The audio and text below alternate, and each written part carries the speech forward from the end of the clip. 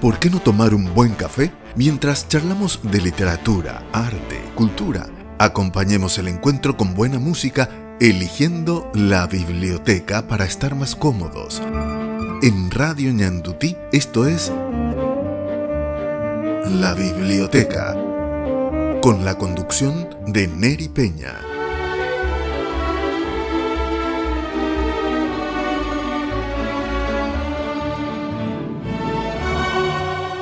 Amigos y amigas de la biblioteca, bienvenidos a este espacio cultural del grupo Ñandutí. Y hoy vamos a hacernos eco de lo que ocurría en la Feria Internacional del Libro de Asunción, la FIL. Vamos al material de la presentación del libro de Bea Bocio, Crónicas desde el Alma.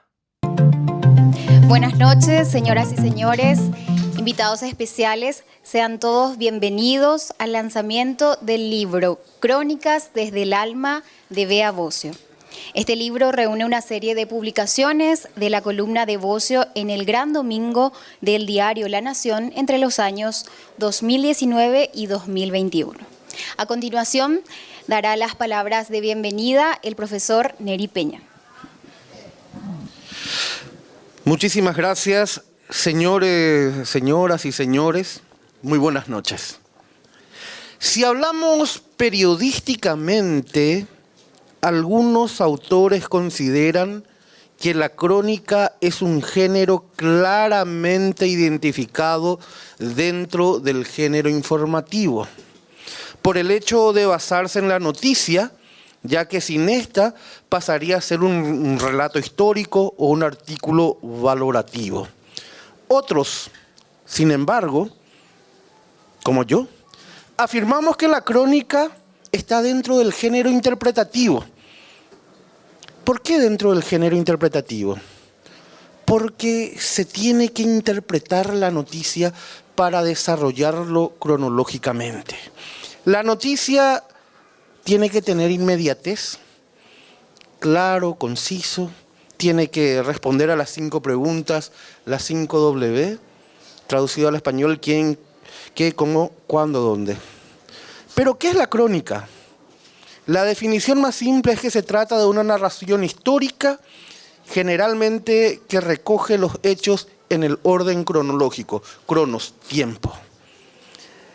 El libro de Bea Bocio, Crónicas desde el Alma, ha sabido interpretar la esencia de la vida y cómo no hacerlo. Si la autora, nuestra querida Bea, lo escribió con una tinta indeleble, una tinta que sale del corazón, de la experiencia, del dolor, de la alegría y sobre todo de la empatía. Ojalá, Bea, seamos merecedores de esa esperanza y de ese amor que depositas en la humanidad. Ese amor al prójimo que se refleja en el trabajo social que realizas. Y yo soy testigo de eso. Soy testigo que no te gusta que se comente y se hable de ello, puesto que siempre la frase es que no sepa la mano izquierda lo que hace la derecha. Pero Bea, eso es imposible. El sol no se tapa con un dedo. Sí, Beatriz Bocio es como un bálsamo para aquellas familias más desafortunadas de la Chacarita. ¿Cuántas veces prestaste tu hombro, Bea, para que alguna madre angustiada por sus dolores pudiera reposar tranquila? ¿Cuántas veces secaste las lágrimas de personas que habían perdido toda la esperanza? Lágrimas de muchas personas, y entre ellos soy testigo de lágrimas de estudiantes. Yo puedo dar fe de la calidad humana de Bea Bocio. Soy testigo del amor que pone en sus clases, en la carrera de periodismo de Uninorte, de cómo comparte con el estudiante, y también soy testigo de ese carácter duro y fuerte que brota y emana de ella si observa alguna injusticia. Más de alguna vez he sido testigo de eso. Pero sobre todo, Soy testigo de la calidad de esposa, de madre. Y aquí un paréntesis. Llevé el libro de Bea hace unos días a su casa a la noche. Con el tamaño que tengo, 125 kilos, me voy en un auto Fiat 500, chiquitito. Y sale ella y mira, estás en tu mini. Me reía de la felicidad y le dije, aquí está tu hijo. ¿Quieren saber lo que es esa calidad de madre? Cuando Gabo bajaba de la camioneta, lo primero que dijo fue, mamá, a ver tu libro. Festejó el hijo. Y un hijo que festeja la victoria de una madre es porque tuvo una buena enseñanza en la casa. También soy testigo de la calidad de hija. Nuestra profesora tiene una hermosa hija, pero sobre todo una hija que está siempre atenta a ella. Y eso demuestra la calidad de familia que tiene Bea. Y hoy todos nosotros seremos testigos, no solo de su calidad humana, de su sensibilidad, sino de su destreza literaria. Aquí está Crónicas desde el alma, que lleva el prólogo de Juan Manuel Marcos. No solo es el resultado de un compendio de publicaciones del Dominical de la Nación, sino es un libro que contiene un pedazo del alma de Bea a través de historias que han merecido ser contadas.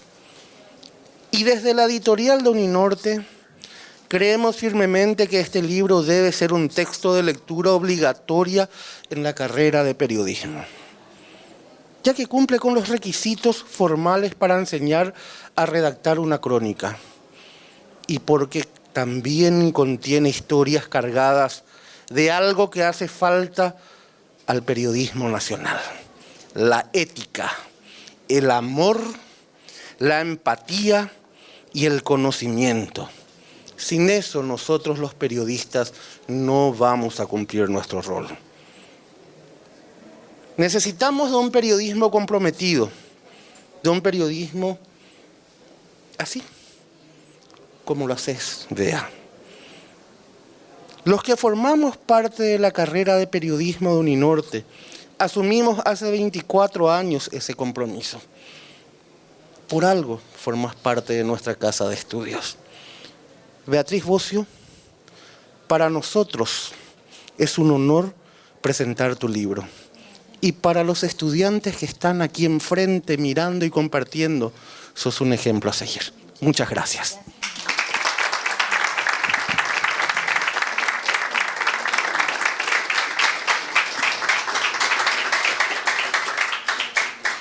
A continuación escucharemos al doctor José Antonio Alonso Navarro. Querida Beatriz, querido decano, queridos estudiantes, público en general, amigos todos, muy buenas noches.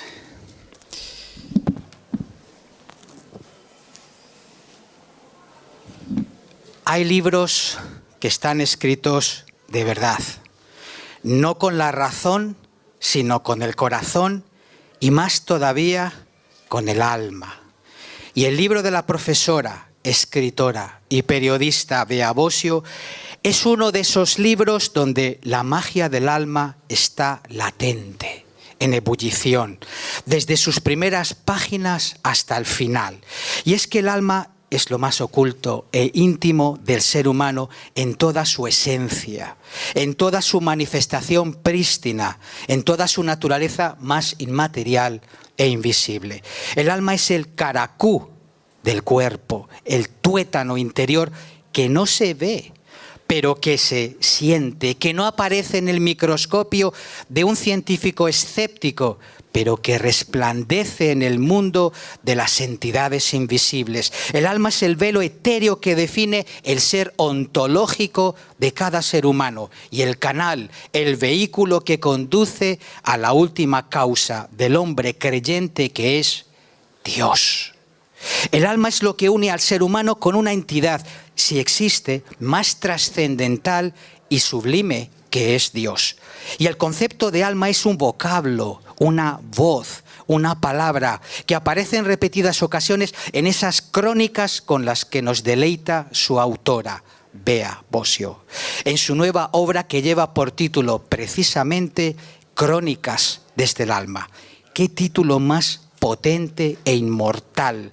Y en su relato lírico Curuzú, del 7 de noviembre del 2021, ya leemos el siguiente epígrafe: arisco, indómito, salvaje, como el alma de aquel soldado chaqueño que había quedado a merced de los vientos de la noche.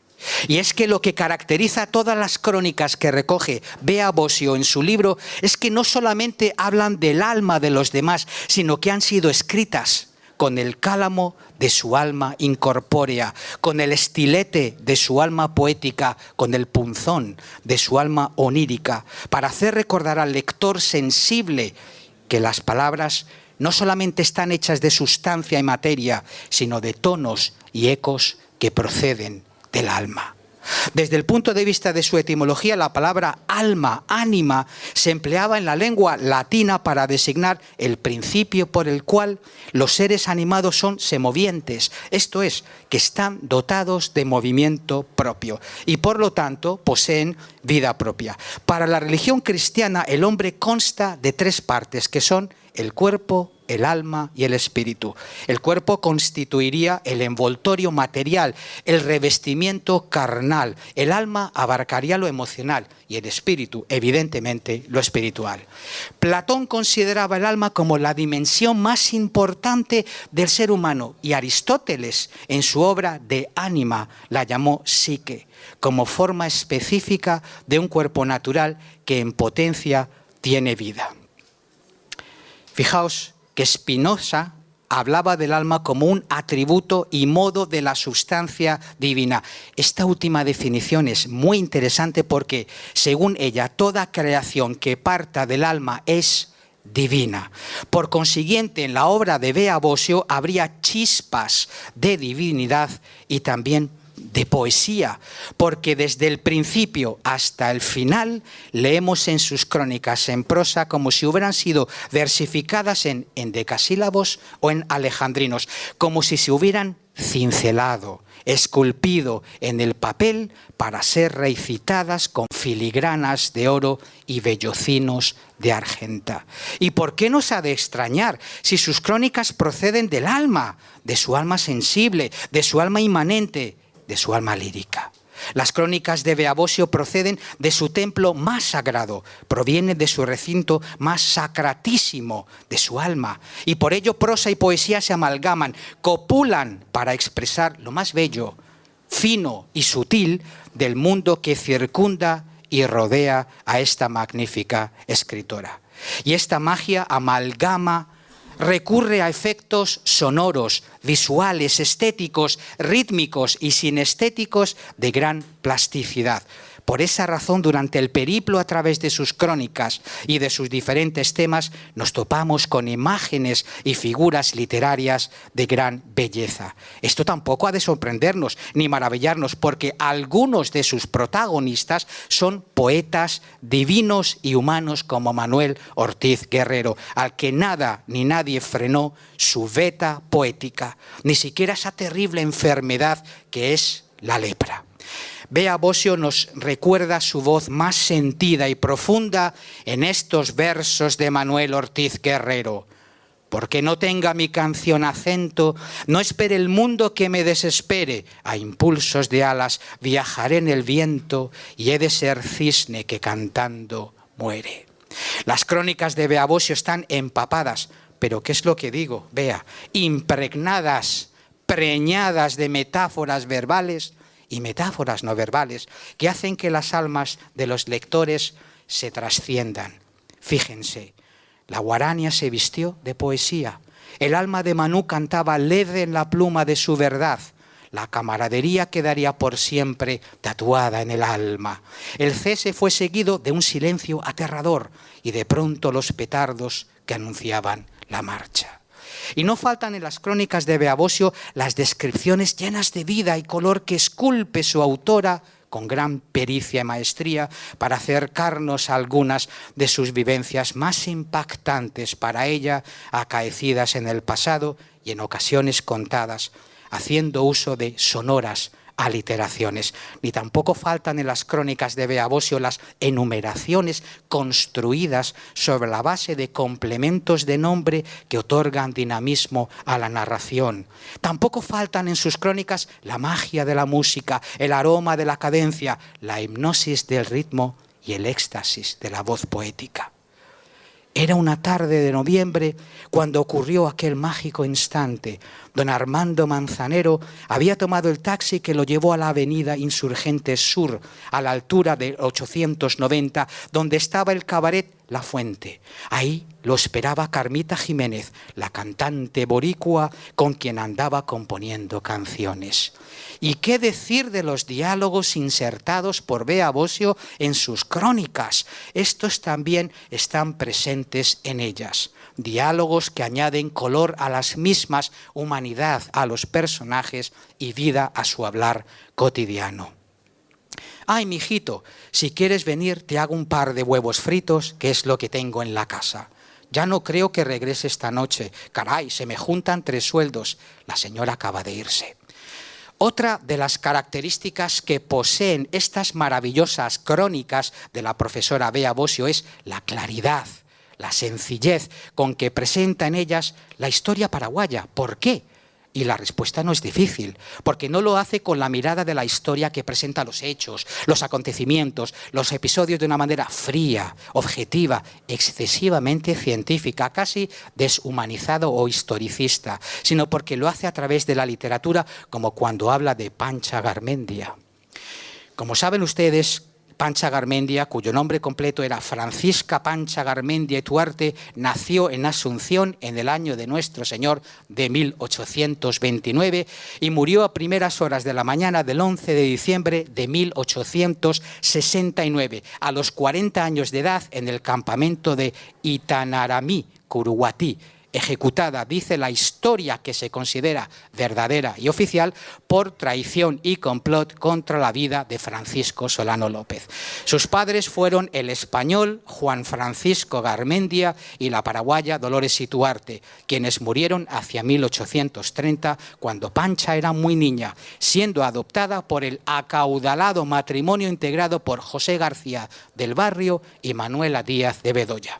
Ahora escuchemos las palabras de la escritora Bea Bosio al hablar de Pancha Garmendia en Crónicas de Guerra II. Dicen que cuando Francisco la vio, se obsesionó por ella. Y es que era difícil quedar indemne ante la belleza de Pancha Garmendia. Dicen que además de su hermosura, era instruida y que aquello la hacía aún más deseada. Desde muy pequeña su vida fue marcada por la tragedia. Su padre había sido fusilado por órdenes del doctor Francia y poco después murió su madre, quedando la niña al amparo de un matrimonio distinguido de la sociedad paraguaya. No tardó en hacerse plena y deslumbrante su hermosura, tanto que nacionales y extranjeros comentaban sobre ella, alta, esbelta y armoniosa, de azabache melena contrastando su blancura marmórea y unos ojos azules que hechizaban a cualquiera. De cabeza muy erguida y pobladas cejas, un andar extraordinario y un espíritu embebido de intachable pureza. Beatriz, gloria a ti. Gloria, que nos has regalado un pedacito muy grande de tu alma. Esa misma alma con que has sabido escribir tus crónicas en este libro que hoy se presenta, reescribiendo la historia. Gloria a ti, que en ellas, en tus crónicas, se encierran mundos que combinan lo ficticio con lo real y lo real con sucesos maravillosos, todos ellos contados, repito, con la magia y con la magia de ese arcano y misterio llamado alma. Muchas gracias.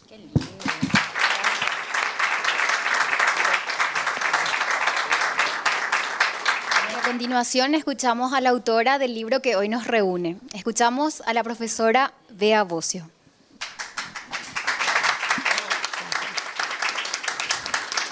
Bueno, Dios mío, la introducción acá de los colegas.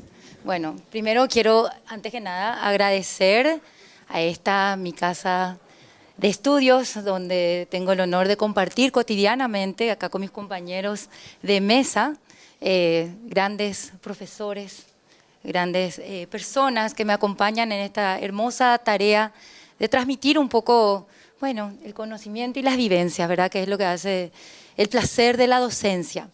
Y bueno, agradezco las palabras, agradezco a nuestro señor rector, el doctor Juan Manuel Marcos, que siempre también me ha apoyado, me ha acompañado, me ha llamado para ser catedrática con él en letras, ¿verdad? En literatura paraguaya, en teoría y crítica literaria. Y al principio cuando me llamó Neri, que fue el que ejecutó la llamada, yo tampoco, o sea, como que me parecía que no me iba a gustar la docencia o como que me asustaba la idea. Bueno, pero soy hija de profesores universitarios y la fruta no cae tan lejos del árbol finalmente. Y realmente es un placer infinito las clases y estar compartiendo con los alumnos y escuchando las nuevas también visiones de la vida a medida que pasan los años. Y ese intercambio es sumamente enriquecedor y uno termina aprendiendo muchísimo en las aulas, mucho más de lo que enseña probablemente. Y un poco en estas crónicas, cuando toqué ciertos temas, por ejemplo, cuando hablé de Manú, de Manuel Ortiz Guerrero, cuando hablé de Julio Correa, es porque en parte cuando me tocaba investigar la vida de estos personajes paraguayos que hicieron a nuestras artes, a nuestra música, a nuestra historia, algo que le llamaba mucho la atención a mis alumnos y a mí cuando investigaba, eran esas pequeñas cosas que hacían el carácter de la persona, ¿verdad? Que luego se iría a ¿cómo se dice esto? Ay, se me fue la palabra. Como se volvería importante en lo que estaba haciendo, pero digamos, pequeñas cosas del carácter a sobresalir. Ahí bien, ¿no? Era, bueno. Entonces, ¿qué pasaba en esas pequeñas cosas que eran interesantes y que por eso en algunas, como Manuel Ortiz Guerrero y Julio Correa, por ejemplo, Julio Correa generaba en la gente, no sé, una algarabía cuando iba por los pueblos y en las carretas. Nosotros estudiamos a Julio Correa en nuestras clases de literatura y 60 escopetas y 100 cuchillos justamente narra que él a veces llegaba y le faltaban los implementos para montar la obra. Y entonces hacía correr la voz por los pueblos.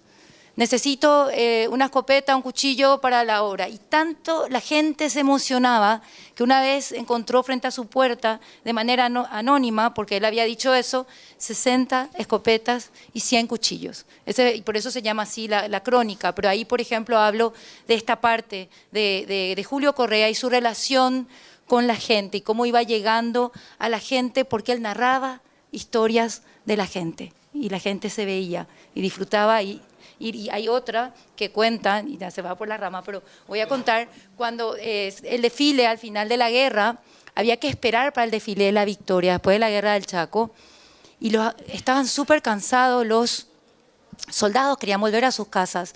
Y, por ejemplo, no sabían qué hacer porque se fueron todos al cuartel, estaban esperando porque tenía que pasar esta cuestión del desfile, y la solución fue llamarle a Julio Correa. Y vino él, y noche tras noche, en su tabla, entretuvo a los soldados y se olvidaron las nostalgias y se subían los soldados y actuaban ahí en los cuarteles. Bueno, ese es el espíritu de Julio Correa. Y uno puede estudiar a Julio Correa como el dramaturgo, qué tal y tal, o contar estas pequeñas anécdotas que van contando de la grandeza. Bueno, este es un ejemplo, ¿verdad?, en Julio Correa. Por ejemplo, en Ciudadano Ilustre, es porque me llamó la atención la foja maravillosa de Andrés Barbero, que realmente fue un gran ciudadano ilustre que tuvimos en nuestra patria, ¿verdad? Y justamente acá, por ejemplo, tomé algo que había sacado, no solamente él es increíble y todo lo que nos dejó, porque él dejó a través de la Fundación de la Piedad un legado inmenso que se sostiene hasta hoy día, ¿verdad? Están las academias de la lengua, de la historia, está la Sociedad Científica del Paraguay, o sea, todo lo que hizo él, el Museo Andrés Barbero, bueno, todo, ¿verdad? Con los indígenas, con el cáncer, la Cruz Roja, todo esto es este señor Andrés Barbero. Entonces, en Ciudadano Ilustre, por ejemplo, una de las historias que narro es que él era un señor muy de perfil bajo. Entonces, una vez, y esto cuenta mi abuela, porque para entrar en la Academia de la Lengua, mi abuela hace un estudio sobre Andrés Barbero y cuenta que él viajaba siempre en tercera, porque tenía campos en el Chaco. Y entonces iban todos estos señores de alta alcurnia tomando y riéndose arriba, y habían familias que habían sido despedidas de una de las fábricas que quedaban a la vera del río. Y entonces decían, ahí va el ilustre tacaño, porque Andrés Barbero viajaba en tercera y él viajaba porque hablaba con la gente para ver qué males le estaban aquejando, porque él era médico y él estudiaba un poco a través de eso, digamos, cuál era la problemática, porque era una persona de alto contenido social. Y contaban eso, que una vez él se acerca, que todos estaban burlando de él estaba mucho más allá de las burlas de todas maneras, pero cuentan que él se acercó al capitán y le dice, señor, usted me conoce, yo soy Andrés Barbero, yo no traigo plata conmigo, pero si usted le podría subir a todos ellos a mi cuenta, a que toda esta gente llegue, no me acuerdo, creo que a Puerto Rosario, porque se habían quedado a la vera del río totalmente desamparados, pero muchas familias con niños que eran obreros de una fábrica. Como les digo, esas pequeñas cosas hacen lo que es el personaje, esos pequeños, ese anecdotario que cuando surge de pronto en un personaje histórico, creo que da una visión mucho más acabada de quién fue esa persona. Cuando hablo, por ejemplo, de Paz, cuento una anécdota. No recuerdo de dónde saqué, pero siempre en todas mis crónicas está de dónde saqué. O sea que si ven, después pueden ver de dónde saqué. Pero, por ejemplo, cuando es el cese de fuego en junio de 1935, están al comando de radio del ejército paraguayo, no sé cómo se llama acá los historiadores, pero bueno, llaman por teléfono y piden si pueden salir a tierra llaman los bolivianos y dicen, podemos salir a tierra de nadie, por favor, abrazar a nuestros hermanos paraguayos. Y a mí me conmueve mucho eso, porque había terminado la guerra. Y ahí era la parte ya humana, eran soldados, los dos tenían familia, los dos bandos, no había bandos, se terminó la guerra. ¿Quién era perdedor, quién era ganador? Ellos querían un fraternal abrazo antes de terminar esta contienda, finalmente fraguada por otros intereses ajenos, digamos, al soldado raso que está peleando en el frente de un campo de batalla. Esa es una crónica, por ejemplo, que se llama Paz. Y así Victoria Candia es nuestra gran enfermera del Chaco, que se montó en un vapor y se fue a la guerra.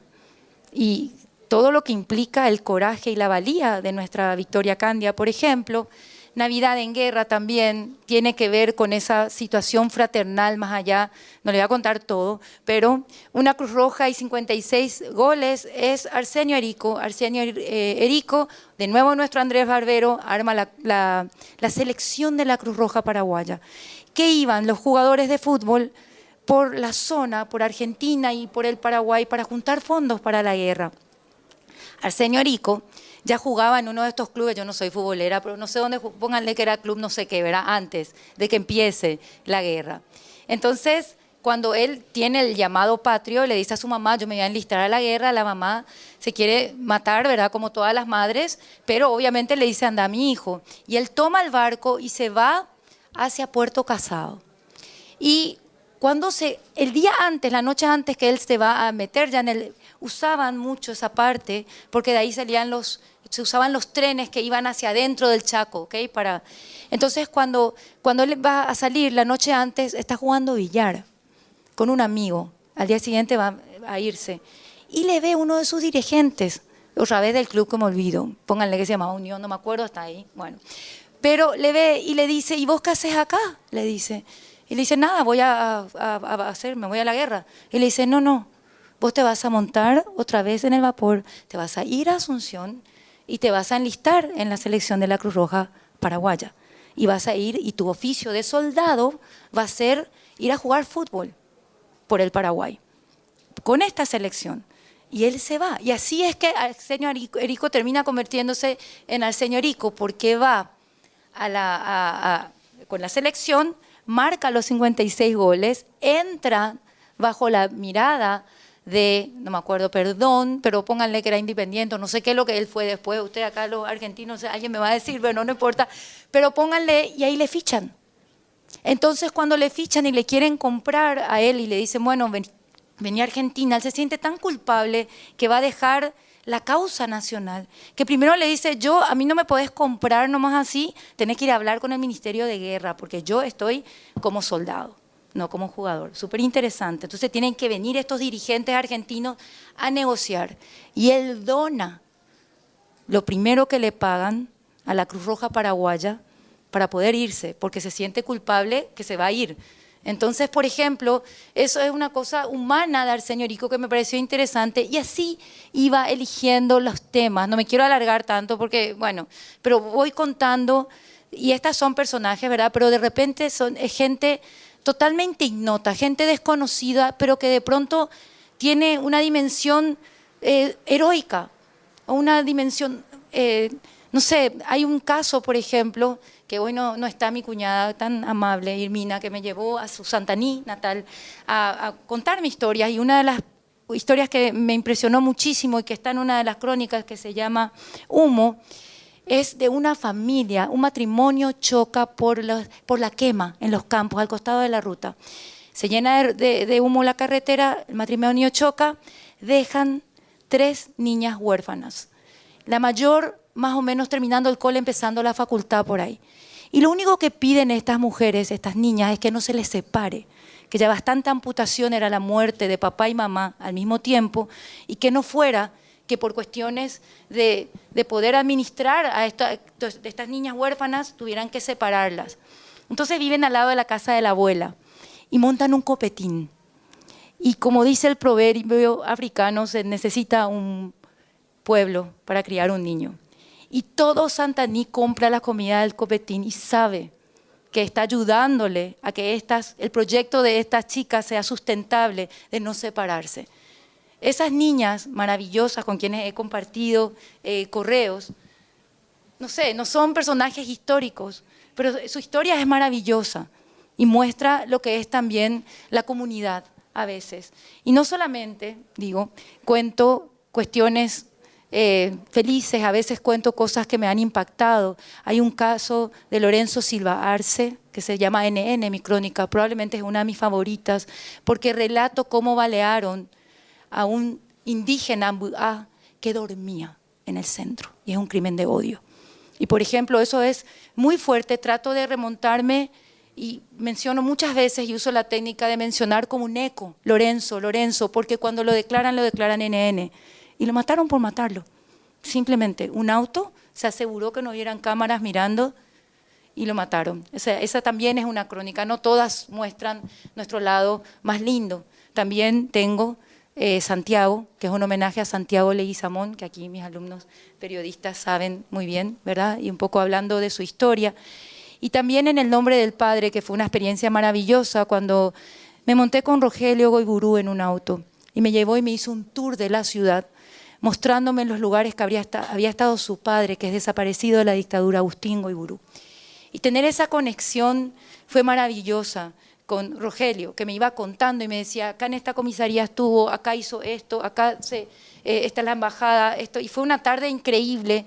Y qué dicha la mía, más allá de las letras o la forma de narrar, de poder que la gente me permita entrar a su historia. Y para terminar, porque me estoy alargando, voy a solamente remarcar la maravillosa cosa de escribir en el diario. Escribir en el diario y poner el correo electrónico me trae el feedback de los lectores. Y me ha traído las satisfacciones más maravillosas que yo les puedo contar. Por ejemplo, un señor de Concepción, Raúl, me pide me escribe primero comentando el artículo, no sé qué, y empieza a comentarme todos mis artículos y se casa el hijo. Y me dice si yo le puedo escribir la carta que él como padre quería escribirle a su hijo. Y entonces yo le digo que yo no le puedo escribir la carta, pero puede él escribir la carta y con mucho gusto yo reviso la estructura de la carta y le ayudo. Entonces hago eso, ¿verdad? Y entonces me dice, ¿cómo le pago? Y le digo, no hace falta que me pague, señor, no se preocupe. Y unas semanas más tarde llegan 3 litros de miel a mi casa en botella desde el norte, que es la manera que me está pagando este lector que yo no conozco. Y eso para mí es realmente entrañable. O el chofer, que ya hablé muchas veces porque me impactó en la historia, de la carroza de María Auxiliadora, que cuando yo escribo sobre María Auxiliadora y mi padre, me escribe el chofer de la carroza que lleva a la Virgen. El email más conmovedor del mundo me cuenta que él también es huérfano y que también María Auxiliadora le recuerda a su padre y que él, en promesa del hecho de muerte, dice que él va a seguir manejando esa carroza como una conexión con su padre. Y me invita, y no a mí, a la Bea Niña, porque dice claramente en su email, le invito a la Bea Niña, si quiere venir a la carroza a subirse, porque me sentí reconocido en tus letras. Hace una semana tengo una foto con el chofer de la carroza. No me subí porque yo soy más vaga que eso, a mí me gusta deambular, caminar, pero qué maravilla poder conocer gente. Y como eso, les puedo contar 1000 casos. Termino con estos dos y digo que estos pequeños relatos hacen realmente de la vida esa experiencia maravillosa y yo creo que condensan esa, no sé, esa grandeza inasequible que es el hecho de estar vivos y de la vida, las pequeñas historias que forman el mosaico de lo que van a ser nuestros recuerdos y la fortaleza detrás de nuestras hazañas y nuestros demonios ante nuestras debilidades. Y eso es todo lo que tengo que decir. Muchas gracias por estar aquí.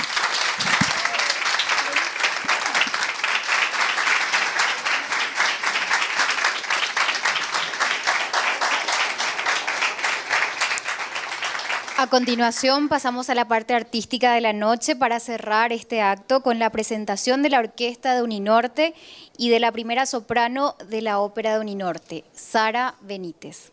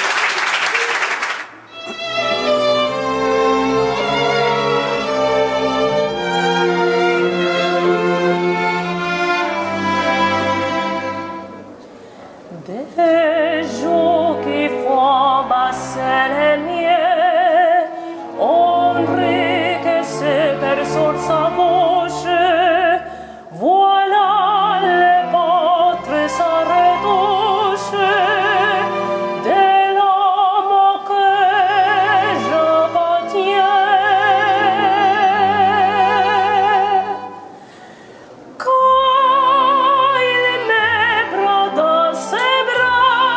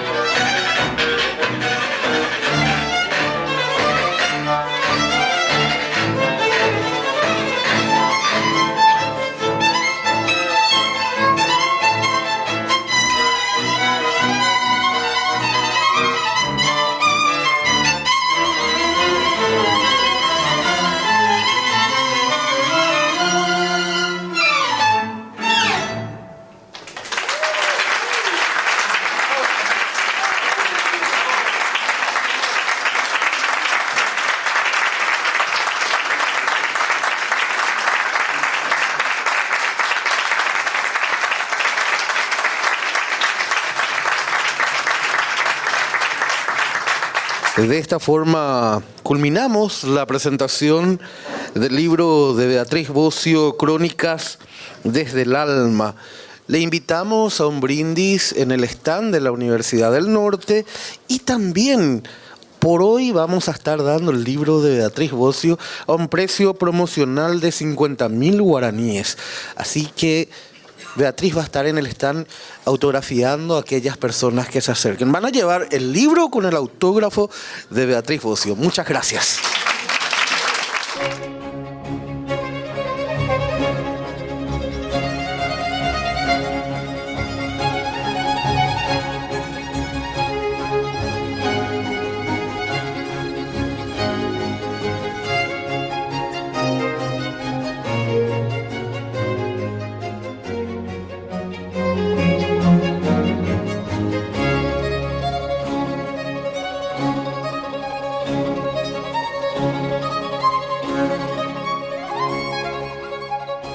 Acompañándonos aquí por el canal 17 de Tigo Ñandutí TV. Enseguida, después de la pausa, vamos a hablar de la presentación del libro del colega Carlos Troche. Todos los domingos de 14 a 15 horas, Neri Peña los invita a La Biblioteca, un ameno encuentro con la literatura, la buena música, la cultura y un buen café. La Biblioteca, los domingos de 14 a 15 horas por Radio Ñandutí.